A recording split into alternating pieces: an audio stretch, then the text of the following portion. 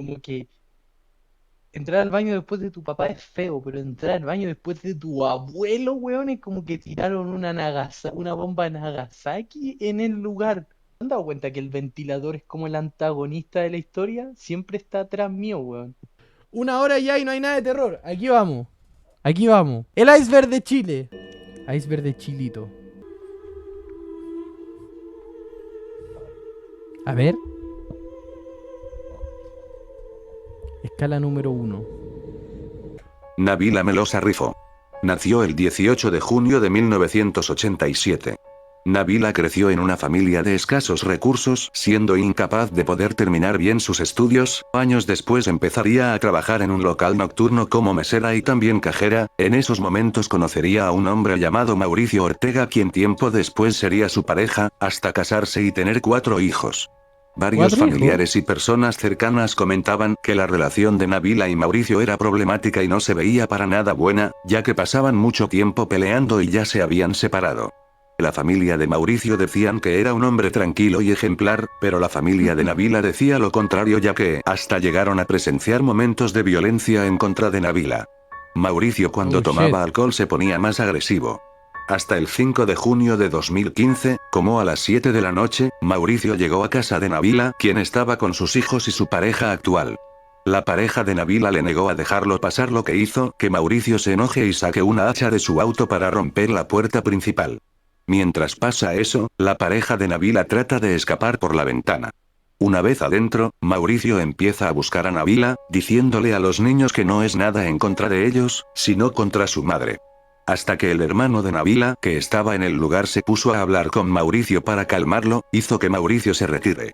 Un año después, 14 de mayo de 2016. Ah, o sea, no pasó nada en ese momento. O sea, solamente fue como... Como que se volvió loco en un momento.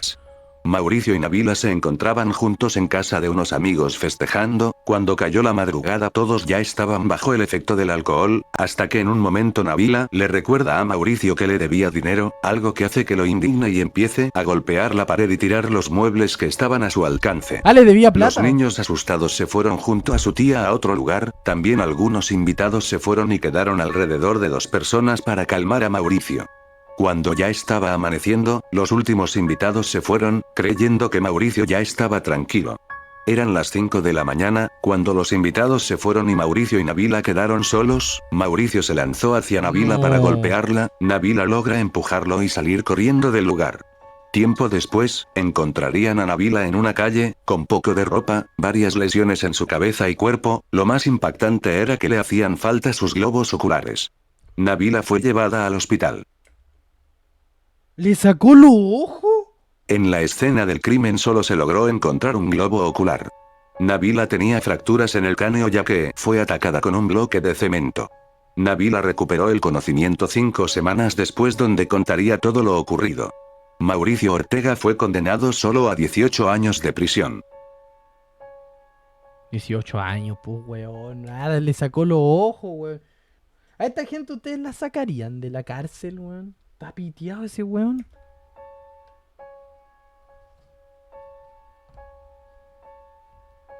Le sacó los ojos. Ocurrido el 25 de mayo de 2023 en Arica.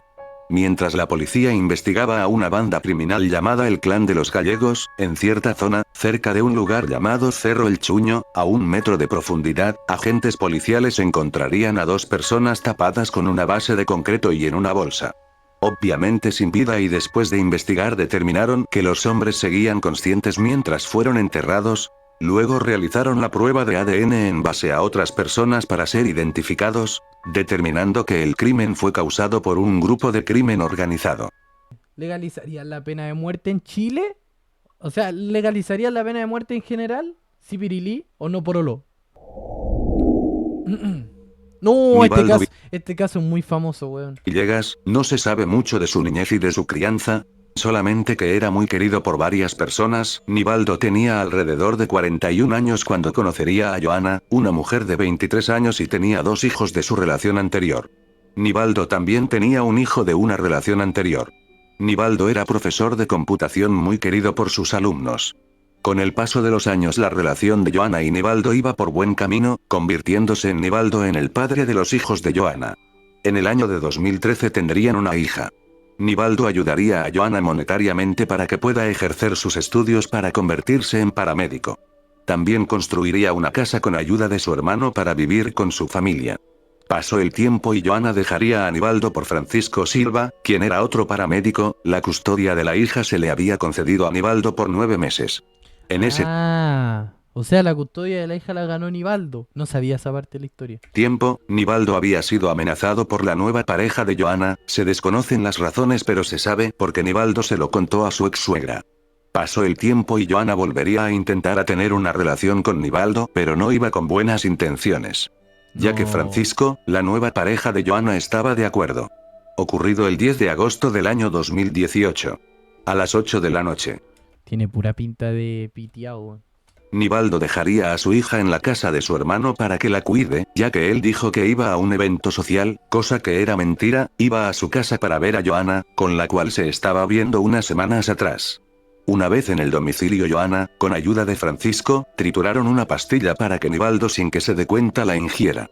Acto seguido, con un objeto punzante lo atacaron por la espalda. No. Luego se dirigieron a la playa Las Rocas de Laguna Verde, donde despojaron cada parte de él y algunas partes las incineraron en una fogata y lo demás lo tiraron en una quebrada al mar. Esa noche se dirigieron y retiraron dinero de la tarjeta de Nivaldo. Como Nivaldo nunca llegó a buscar a su hija de regreso, su hermano junto a su pareja fueron el día siguiente a casa de Nivaldo. Como nadie abría y vio el auto de Nivaldo estacionado, decidió entrar forzadamente a la casa. Adentro encontró la chaqueta de Nivaldo con sus llaves y cosas que llevaría al supuesto convivio. Lo que más le causó intranquilidad a su hermano era que en el piso había un vaso roto. Al día siguiente los policías empezaron un operativo de búsqueda. Incluso Joana compartía en sus redes mensajes donde mencionaba que se buscaba a su esposo, padre de sus hijos y un número por si era encontrado. Ese mismo día, Francisco y Joana fueron de regreso al lugar donde se habían deshecho de Nivaldo, ya que se arrepintieron de la forma en la que escondieron los restos, así que regresaron para quemar todo y después el torso lo lanzaron al mar, pero al día siguiente sería encontrada, pero nadie sabía que pertenecía a Nivaldo. Días después se confirmó que la parte hallada pertenecía a Nivaldo. Después Joana empezaría a publicar en sus redes pidiendo justicia por lo que ocurrió, pero después se hicieron ¿Verdad, po, weón? La weona enferma se hacía pasar por víctima como de que habían matado a su ex marido. Hay un video del profesor, o sea, de un video que igual es muy turbio, muy fuerte, del el torso del profesor Nivaldo en el mar, creo. públicas cámaras de un banco, donde se mostraba a Francisco retirando dinero con la tarjeta de Nivaldo. Rápidamente fueron detenidos los dos. También varios investigadores fueron a la playa donde encontrarían más restos. Joana y Francisco fueron condenados a cadena perpetua. Según el motivo del crimen era por la casa que Nivaldo había construido. No, este caso fue muy fuerte y de hecho creo que está en YouTube la psicofonía del profesor Nivaldo. Había una psicofonía. No se sabe identificar de qué son. Ustedes ya habían conversado, él ya le había contado esto. Claro, que no se sabe identificar de qué son. Ustedes ya habían conversado, él ya le había identificar de qué son. Ustedes ya habían conversado, él ya le identificar de qué son. Ustedes ya habían conversificar de qué Me encontraron y me mataron. Vecina de Nivaldo habría escuchado un ruido en la casa. Fue a juntarse con su amigo y desapareció. Aquí todavía no se sabía qué había pasado con el profesor Nivaldo. Dicen que se intentó como comunicar de alguna manera con la psicofonía como para saber lo que había pasado con él, po. 4 de julio de 2004. Ocurrido en la Catedral de Santiago, en la Plaza de 2004. Armas. Tenía El 2 padre años. Faustino, sacerdote italiano de 69 años, se encontraba oficiando la misa. Fue atacado de la nada por una persona del lugar. Junto a una daga, lo atacó sin piedad hasta arrebatarle la vida. Luego de eso, quería hacer lo mismo pero a sí mismo. Pero fue detenido hasta que llegó la ambulancia y llevado al hospital. Se trataba de Rodrigo Orias, una persona de 25 años quien tenía esquizofrenia, que semanas antes empezaría a escuchar voces en su cabeza que le pedían arrebatarle la vida a alguien. Junto a eso, leía libros sobre el satanismo y la religión, aumentando su locura hasta que decidió que tenía que quitarle la vida a un integrante de una iglesia católica, así que subió a un bus para dirigirse a la capital, donde alquiló una habitación y compraría una daga. Después, minutos antes de que sean las 6 de la tarde, se dirigió a la iglesia mientras escuchaba voces que le pedían cometer tal crimen. Qué miedo la weá de la esquizofrenia, weón. Cómo se te puede apoderar, las voces de tu cabeza se pueden apoderar de lo que hagáis. Qué puto miedo, hermano. En ese momento fue cuando estuvo sentado en la iglesia hasta que vio al padre Faustino, donde cometió lo ya mencionado. Luego de ser trasladado al hospital y detenido fue llevado 3 años a un hospital psiquiátrico y fue liberado manteniendo sus ataques de esquizofrenia controlados. Y se supone que ahora está rehabilitado. ¿Ustedes volverían a confiar? Uno no sabe cómo, o sea, puede que ya te digan, ah, ya está totalmente rehabilitado porque se le curó la esquizofrenia, pero tú no sabías cómo funciona la mente de él, no puedes estar en la mente de él y saber si en algún momento eso puede volver. Entonces, qué miedo, weón. Yo no sé si podría confiar. Ocurrido en Puente Alto, el 17 de enero de 2008. Pablo Rojo, esposo de Janet, quien llevaban una relación y tenían 2 hijos, Esteban de 15 años y Pablo de 7 años. Ese día, Pablo y Janet se habían ido al trabajo. En la hora de llegar a casa, cuando la pareja entró, se encontraron una horrible escena y llamaron a la policía. Los policías llegaron y entraron a la casa. Encontrando al pequeño Pablo inconsciente a punto de perecer en el piso y a Esteban abajo de la cama, pero él ya resultaba sin vida, aparentemente solo estaban ellos dos y habían sido atacados por un martillo. Fueron llevados al hospital y Pablo logró estar bien y la policía empezó a investigar, creyendo que trataba de un robo, pero no habían indicios de ello. Después de unos días, los oficiales empezaron a dudar de Janet, ya que daba varias declaraciones diferentes a varios testigos y se mostraba indiferente ante lo sucedido. Los agentes recrearían los hechos ocurridos ese día, mencionando que Janet fue la única que ese día no tuvo una rutina normal como los demás días, ya que ese día llegó tarde a su trabajo, y Janet en sus declaraciones había dicho que les había dado almuerzo a sus hijos, pero después la autopsia de Esteban reveló que solo habían comido desayuno. Con esta última prueba, fue suficiente para arrestarla y condenarla. Janet había atacado a sus hijos antes de irse a trabajar, lo que lo motivó a cometer este cruel acto fue por los celos que sentía a su esposo por una supuesta infidelidad por parte de él. Janet. ¿Pero de qué culpa tenían los hijos, hermano? ¿Por qué? ¿Por qué, weón? O sea, te caga tu marido y vaya a matar a tu hijo. No, weón. Fue condenada a 32 años de prisión. 32 años de prisión. 32 años. A mí, la verdad, en esos tiempos de que le dan esos años a esa gente, yo siempre quedo pensando en si realmente la gente cambiará cuando está en la cárcel.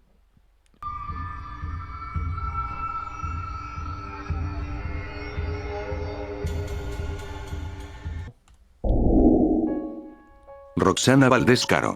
Nació el año de 1975 en el pueblo de Peñaflor Viejo. Era hija de 2 campesinos. Peñaflor. ¿Peñaflor es en Santiago?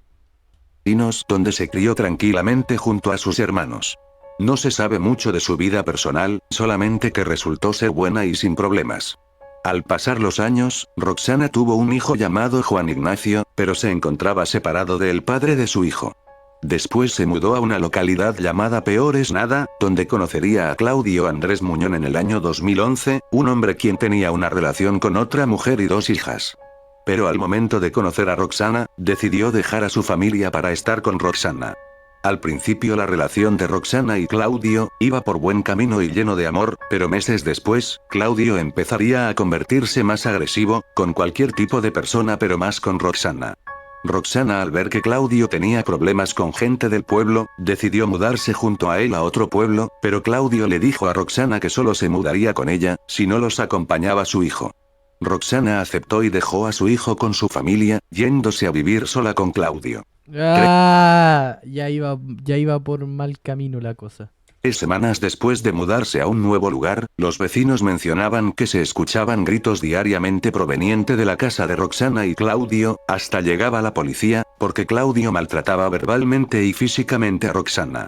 Roxana le pondría una denuncia a Claudio, pero se la terminó retirando poco tiempo después porque supuestamente ya habían arreglado las cosas, pero todo volvía a lo mismo. Claudio siempre salía de noche para gastar todo el dinero en alcohol y cuando regresaba a casa, se burlaba de Roxana diciéndole que había estado con otras mujeres. Pasó el tiempo y en el año de 2013, Roxana y Claudio tuvieron una hija, luego de eso los problemas se calmaron por un gran tiempo. Roxana vendería la casa que pertenecía a su madre para comprar un camión para su negocio de venta de verduras y frutas, también en eso, se compraría un arma de fuego, para cuidar su mercadería y defensa propia. A Claudio no le importaba el negocio, ya que él se gastaba todo el dinero en alcohol y ya había vuelto a lo mismo, embriagarse y salir con otras mujeres todas las noches, regresando a los gritos y al maltrato que sufría constantemente. En el año de 2014 Roxana quedaría embarazada nuevamente, pero por complicaciones no pudo tener al bebé, sufriendo de depresión posparto. Sumando todos los problemas, Roxana decidió ir a terapia, pero eso no ayudaría. Sábado 15 de abril, Claudio entraría a la habitación de su hija, donde encontró el dinero de la venta de la casa que Roxana guardaba. Agarró una gran cantidad de dinero y después fue a gastarlo en alcohol. Cuando regresó a altas horas de la noche, se lo confesó a Roxana, burlándose de ella. Acto seguido, Roxana agarró el arma de fuego y atacó a Claudio, quitándole la vida de inmediato. Después de eso, fue a la cocina a tomar objetos punzantes, después de eso despojó cada parte para ponerlo en una olla, hirviéndolo durante horas. Cuando amaneció colocó cada parte en bolsas de basura, después las subió al auto y limpió toda la casa. Después se subió al auto a buscar un lugar para deshacerse de las bolsas, pero al momento se arrepintió y se dirigió a casa de la familia de Claudio, para preguntarles si lo habían visto, ya que le había robado una gran cantidad de dinero, a lo que respondieron con un no.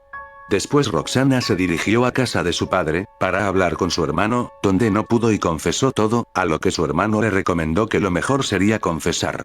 El lunes 17 de abril, Roxana fue a una comisaría, donde confesó con cada detalle el crimen que cometió. Fue arrestada en el momento. En el año de 2018 Roxana quedó en libertad condicional. Fue un caso que fue así. Fue escalando, weón. Se nota que la persona se arrepintió porque se fue a entregar, porque aparte también no pudo con la culpa y le confesó a su familia. Entonces no era una persona que estaba mal psicológicamente, pero muchos de los tratos yo creo que lo llevó a hacer lo que hizo, pero igual no es justificación para matar y hacer lo que hizo con la persona. Pero fue un caso que fue escalando muy mal. Vos te estás perdiendo en tu carrera actual, estudia psicología mejor, Pío. Melissa era una pequeña niña de 12 años, menor de 4 hermanos, las personas cercanas la recuerdan como una persona tranquila. Melissa vivía junto a su madre y su padrastro y el hijo que ellos dos tenían. A corta edad, el padrastro de Melissa se aprovechaba de ella constantemente, incluso su madre llegó a denunciarlo. Las autoridades le quitaron la custodia de la pequeña, enviándola a vivir junto a su padre biológico por un largo tiempo, hasta que su madre Mirta mencionó que ya su pareja no vivía con ella y que habían terminado, confirmando que su casa era seguro nuevamente para Melissa. Las autoridades accedieron a la petición de Mirta, devolviéndole la custodia de Melissa. Pero poco tiempo, ella regresó con su expareja nuevamente, ocurrido tiempo después, el 26 de noviembre de 2020. Luis, la pareja de Mirta, se encontraba saliendo de la casa junto a su hijo, para que al poco tiempo después, Mirta también saliera del hogar, quedando Melissa adentro. Alrededor de unos 10 minutos que Mirta se fue de la casa empezó a incendiarse. Personas alertando a emergencias, llegaron a apagar el incendio y a rescatar a Melissa que se encontraba adentro. Mirta regresó a casa y al ver a su hija sin vida, empezó a mostrarse devastada enfrente a las personas. Después de investigar e inspeccionar a Melissa, se dieron cuenta que ella no había fallecido por el incendio, sino que había sido atacada múltiples veces con un objeto punzante. Una cámara de seguridad captó el momento en el que Mirta salió de la casa, ella mencionó que probablemente fue alguien que entró a robar y agredió a su hija. Mirta se volvería la principal sospechosa. También se descubrió que Melissa seguía con vida a punto de perecer, mientras su madre seguía en casa. Un objeto Mira la punzante weá. tenía ADN de Melissa y de su madre. Al parecer Mirta había atacado a Melissa, ya que tenía celos de ella, ya que Luis se había aprovechado nuevamente de Melissa, cosa que le causaría celos y decidió arrebatarle la vida y acto seguido, incendiar la casa para esconder el crimen. Mirta fue condenada a 33 años de prisión y Luis a 10 años. Pero hermano, qué enfermedad culiada. ¿Te das cuenta que el padrastro se aprovechaba de la niña y la mamá, en vez de cortar todo lazo con el padrastro, se ponía celosa de la hija? ¡Qué ahueonada y qué enferma, weón! Y termina matando a su hija por esa weá.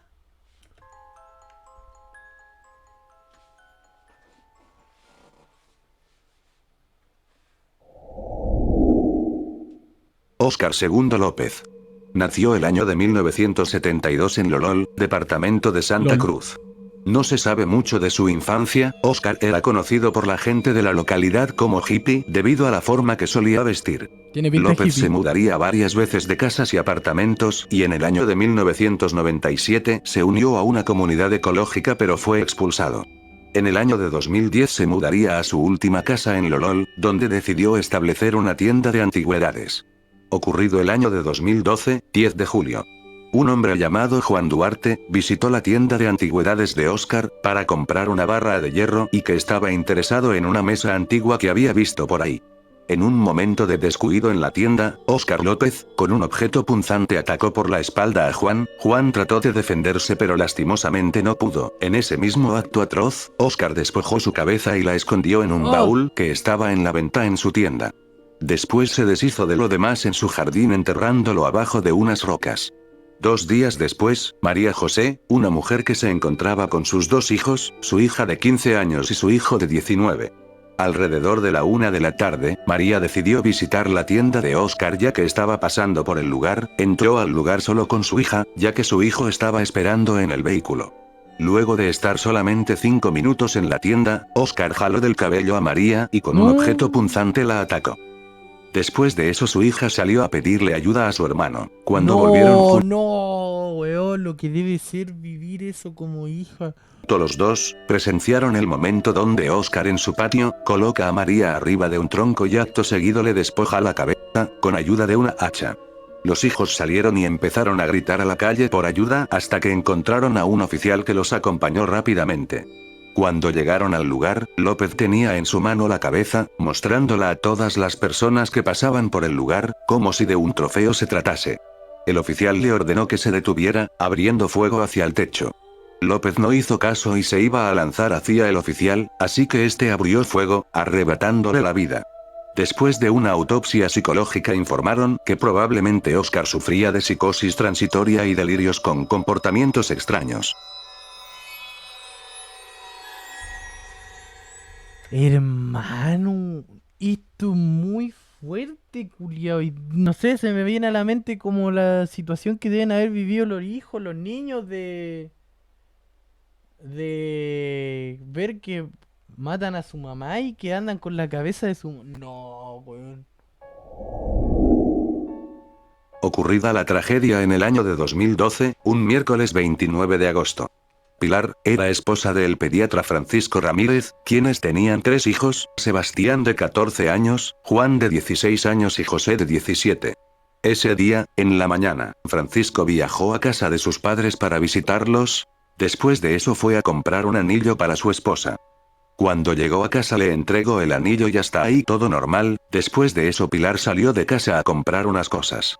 En ese momento, Francisco saca a sus 3 hijos de sus habitaciones, para reunirlos en otra parte. Después de eso los obligó a los 3 a arrodillarse. Acto seguido, saca un arma de fuego, arrebatándole la vida a los 3.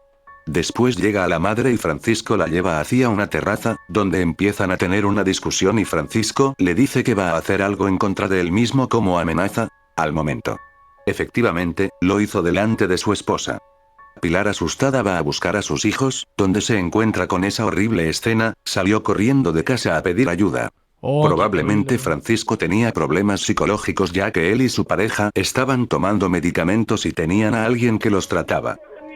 Francisco Ramírez. Sí, Ya. estoy aquí afuera. los menores? Sí. ¿Es su esposo? Sí, es mi esposo. Ya.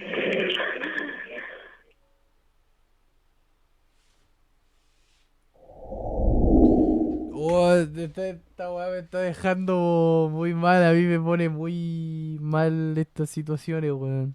Erasmo Antonio. Nació el 10 de enero de 1970.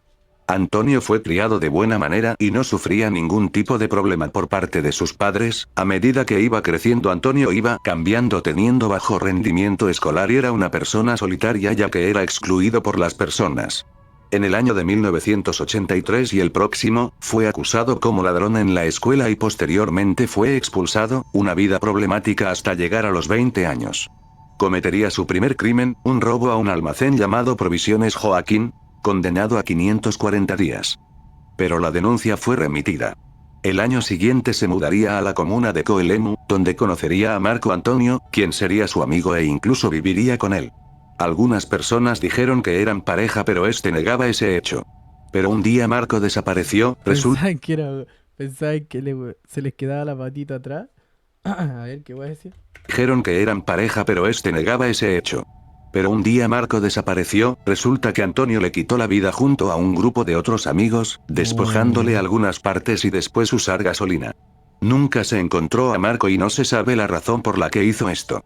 En el año de 2007 se aprovechó de una mujer y fue condenado a 3 años de prisión. Pero qué weá. Al cumplirse ¿Y este esta weón? condena, días de apenas Pero weón, el weón claramente tiene antecedentes de homicidio, 2 homicidios y después por abuso a una mujer y le dan 3 años de cárcel, weón.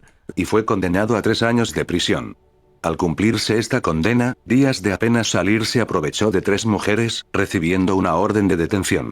El 6 de abril de 2010, le arrebató la vida a una mujer llamada Loreto, también a Andrea, quien dividió su cara en un bosque.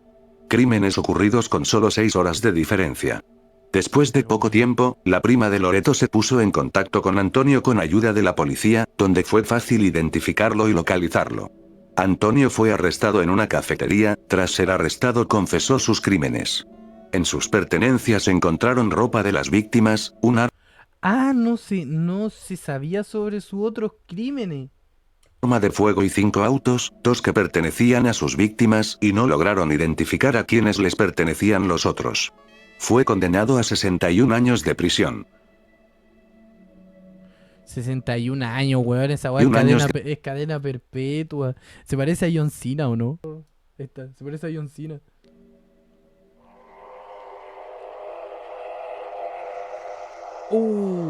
Antares de la Luz, ya hemos hablado de este caso.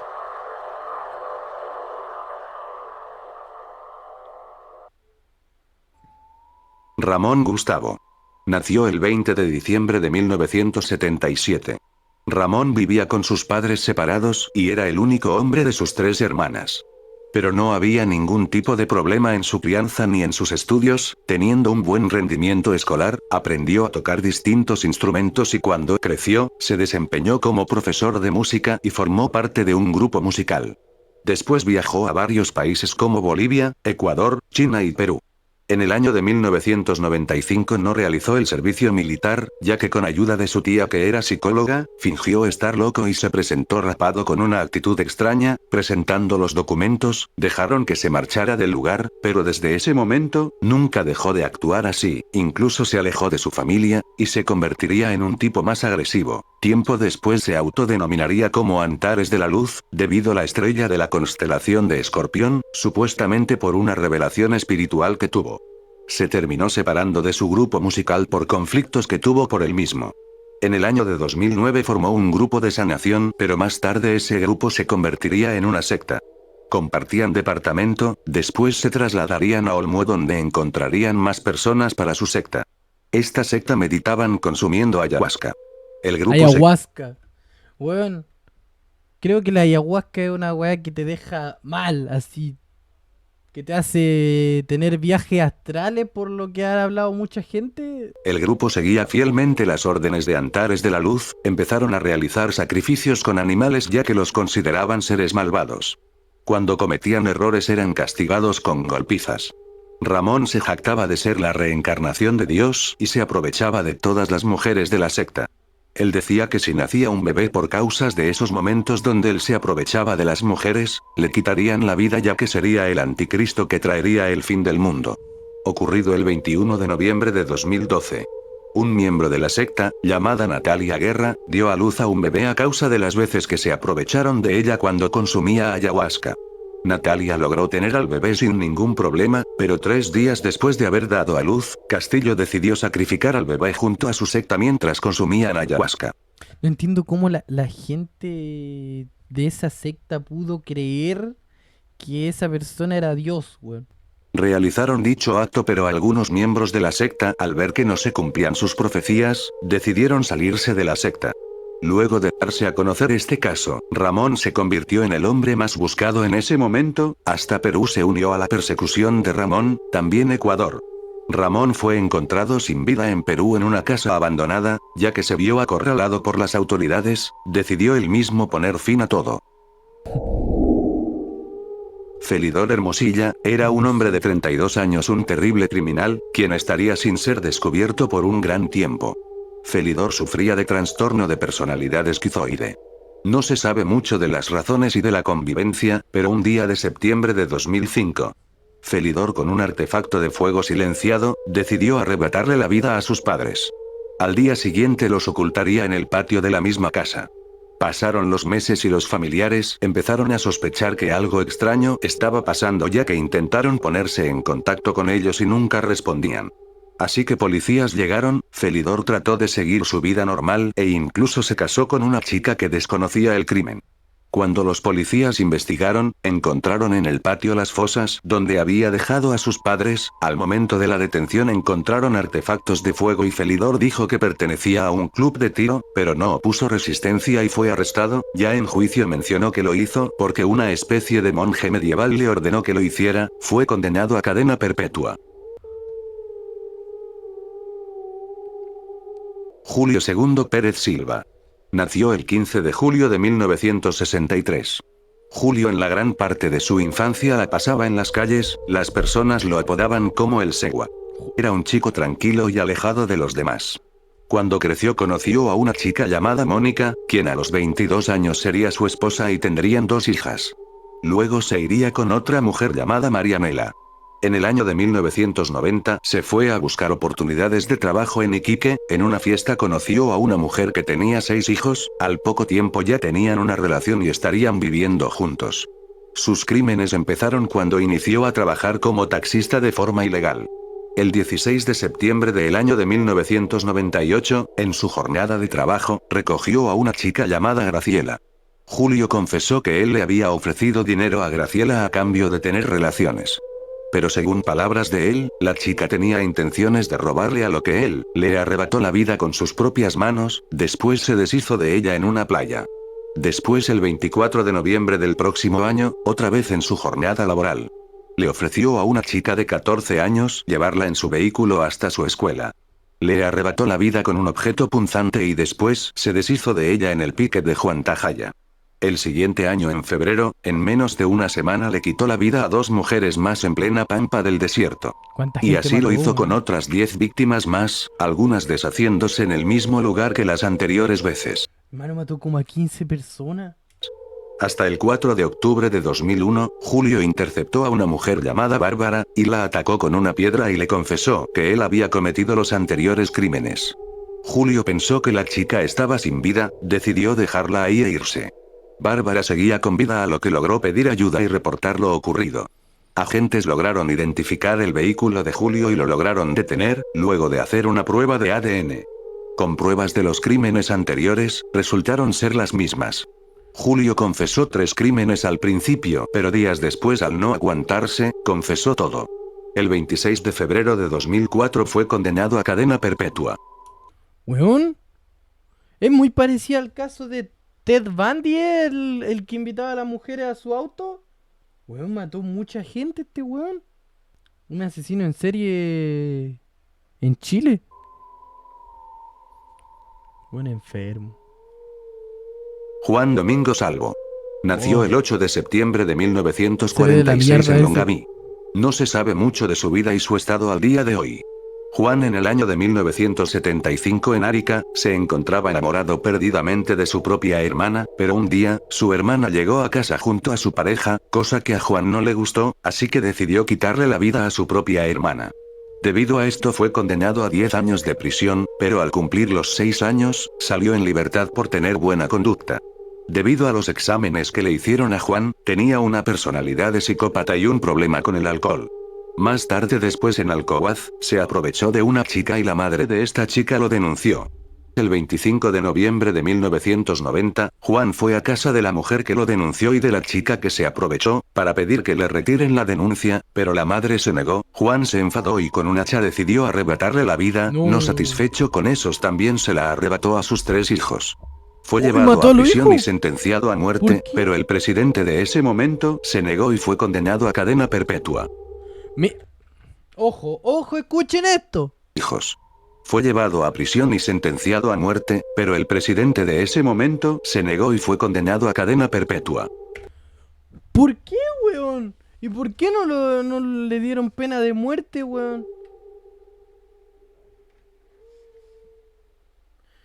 Bueno, igual, dándole cadena perpetua, se va a quedar en la cárcel todo el tiempo, pero va a tener comida, va a tener un techo donde vivir, va a tener miles de weas.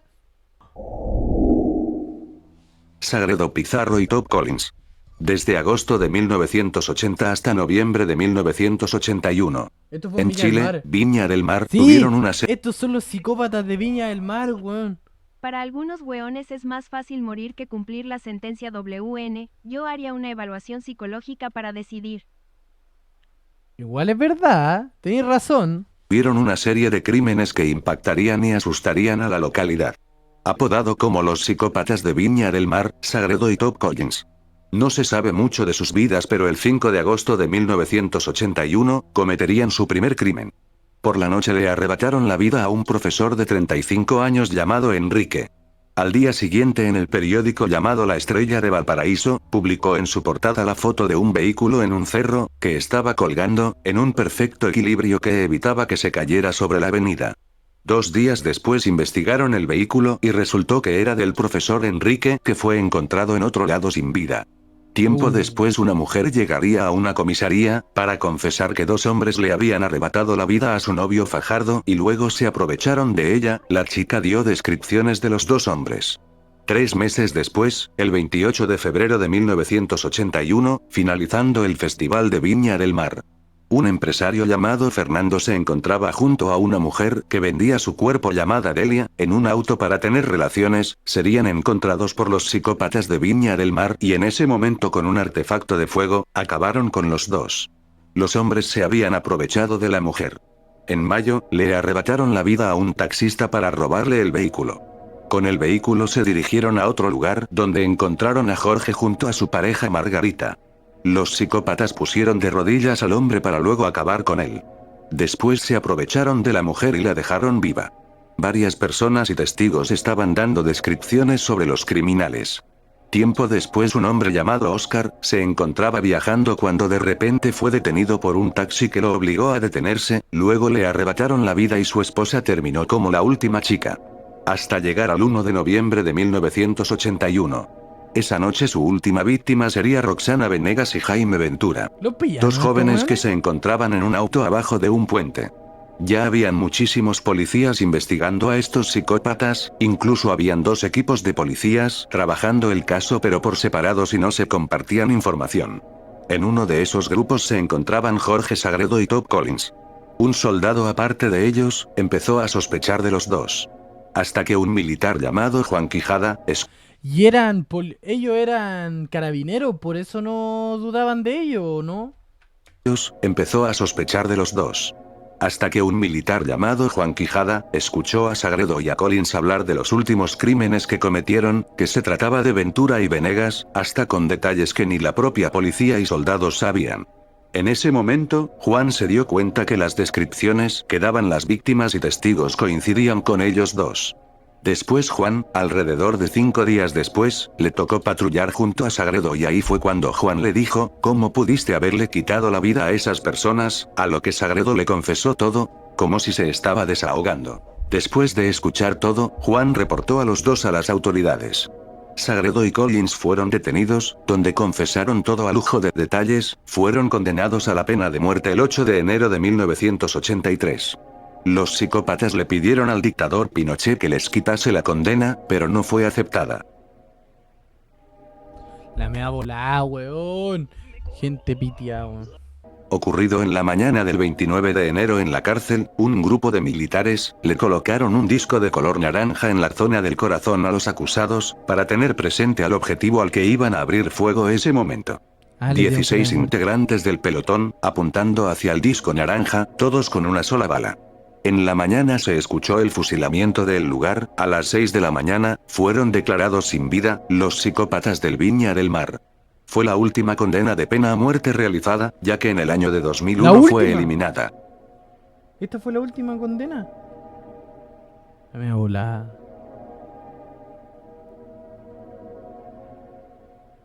Hasta el 80 todavía está la pena de muerte, que loco. En la parte 1 todavía faltan casos, pero estuvo bueno el iceberg. Estuvo bueno, ¿no? Buen video, buen video. Le va a dar like. Me va a suscribir a su canal. Buen video, like.